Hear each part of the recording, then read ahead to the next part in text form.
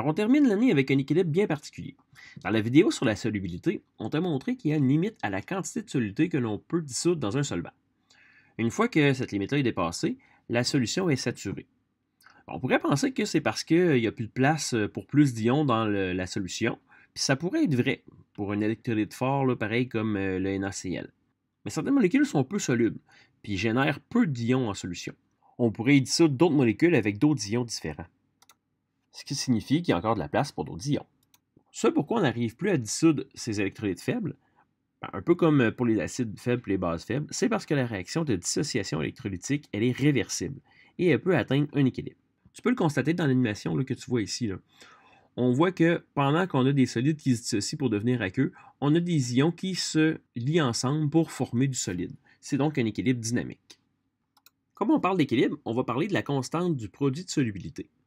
Pourquoi produit de solubilité puis non pas juste la constante de salinité? Tu sais, on a bien la constante d'acidité puis la constante de basicité. Bien, premièrement, tu vas voir que la solubilité est directement liée à la constante.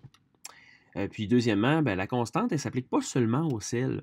On va souvent faire des problèmes avec les sels, là, mais elle s'applique à toute substance peu soluble ayant au moins une liaison ionique, là, comme par exemple l'hydroxyde de magnésium, qui est une base forte, mais peu soluble. Pour rendre ça plus concret, on va voir comment se fait le calcul de la constante du produit de solubilité dans un problème. Alors on dit si la solubilité du sulfate de plomb, PbSO4, dans l'eau est de 0,0383 g par litre à 25 degrés Celsius, quelle est sa constante de produit de solubilité? Comme pour chaque problème d'équilibre, on va commencer par écrire la transformation. Ici, c'est une dissociation électrolytique là, dans le cas de la constante du produit de solubilité. Si tu n'es pas à l'aise avec l'équation de dissociation, je te recommande d'aller écouter la vidéo précédente. On va faire ensuite notre tableau IVE, comme d'habitude. Tu vois que le produit, c'est un solide. Ça va toujours être le cas dans ce type de problème-là. Puis comme les solides ont une concentration qui est invariable, on va toujours pouvoir faire un X dans la première colonne. Ensuite, on sait qu'il n'y a pas de ion Pb2+, ou SO4 au départ, fait qu'on va écrire ici 0 mol par litre pour la concentration initiale. C'est là qu'il faut bien comprendre ce qui se passe. Pour atteindre l'équilibre, il doit y avoir simultanément des produits puis des réactifs. C'est quand la solution est saturée qu'on va se retrouver dans cette situation-là où on va avoir du solide et en même temps des ions. Comme la solubilité de notre sulfate de plomb est de 0,0383 g par litre, ça veut donc dire que si j'en mets moins que ça, ben, ma réaction va être complète, donc je n'aurai pas d'équilibre, hein, tout va se dissoudre. Si j'en mets plus que 0,0383, ben, le reste va tomber dans le fond sous forme de solide. Ça veut dire qu'à l'équilibre, on peut toujours savoir il y a combien d'ions en solution, puis ça, ben, ça dépend de la solubilité. Ça veut donc dire que sous la colonne là, du PbSO4, on va écrire que la variation est toujours de moins S, moins la solubilité. À ce moment-là, par stoichiométrie, on peut savoir que je vais donc avoir une variation de plus S en Pb2+, et plus S en SO4 de moins. Hein, parce que chaque fois qu'une molécule de PbSO4 se casse, elle donne un Pb2+, puis un SO4 de moins. À partir de là, ben, je connais mes concentrations à l'équilibre. Ça veut donc dire que j'ai S mol par litre de Pb2+, puis S mol par litre de SO4 de moins. Pour calculer la constante, ben, on fait comme d'habitude, un produit sur réactif, donc concentration des ions Pb2+, fois concentration des ions SO4 de moins, sur concentration du PbSO4. Mais là, le PbSO4 il est solide. Fait qu'on le sait, sa concentration est invariable et est inclus dans la constante, on le barre. À ce moment-là, tu vois que je me retrouve à faire tout simplement S fois S, d'où le nom de cette constante-là, produit de solubilité. Bon là, attention, là, il y a des pièges. Première chose, les concentrations là, du tableau doivent toujours être en mol par litre.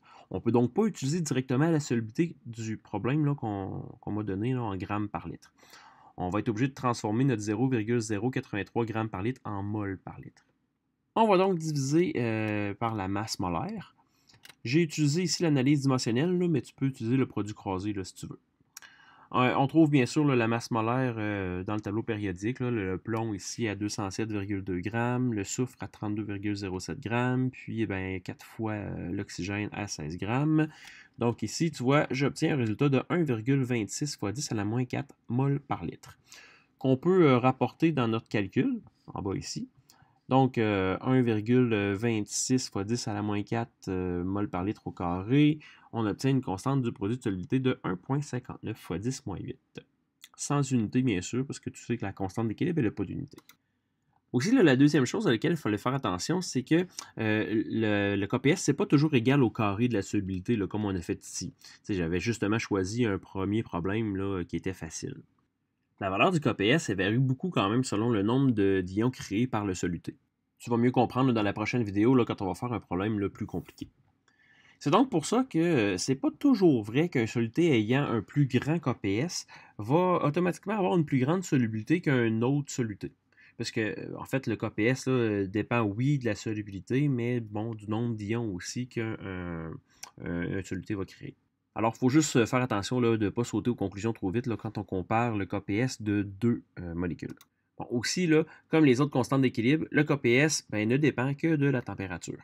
Puis pour les solides, là, la solubilité a plutôt tendance à augmenter avec la température. Avant de faire un autre exemple, ça sert à quoi le KPS? Tu te rappelles peut-être de ce tableau-là que tu as utilisé pendant un laboratoire l'an passé. Il indique quels ions ont tendance à former des précipités. Bon, un exemple qu'on t'a montré à ton premier cours de sciences de 4. C'était le mélange d'une solution transparente là, de nitrate de plomb avec une autre solution transparente d'iodure de potassium. En solution, hein, les liaisons ioniques sont rompues, puis là, on se retrouve avec un mélange d'ions Pb2+, NO3-, K+, puis I-. Dans ce mélange-là, les Pb2+, peuvent réagir avec les I-. Même chose ici, là, le potassium, le K+, peut aller réagir avec l'ion nitrate NO3-. Et puis d'après le tableau, tu vois que l'ion 2+, ici, avec l'ion I-, ont tendance à former un solide peu soluble. On se retrouve donc avec un précipité jaune, l'iodure de plomb, dans la solution. Tu te rappelles, là, ça faisait comme c'est un jaune vraiment très flash. Là.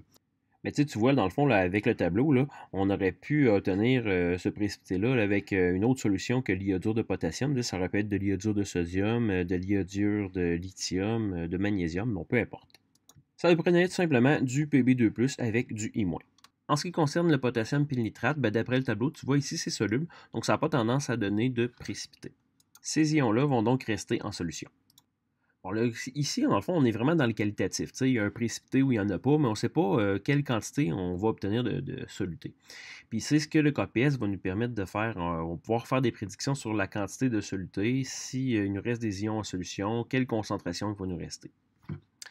Alors, c'est pas mal ça qu'on peut faire avec le KPS. Dans les prochaines vidéos, je vous montre deux exemples de problèmes plus compliqués avec la constante du produit de solubilité.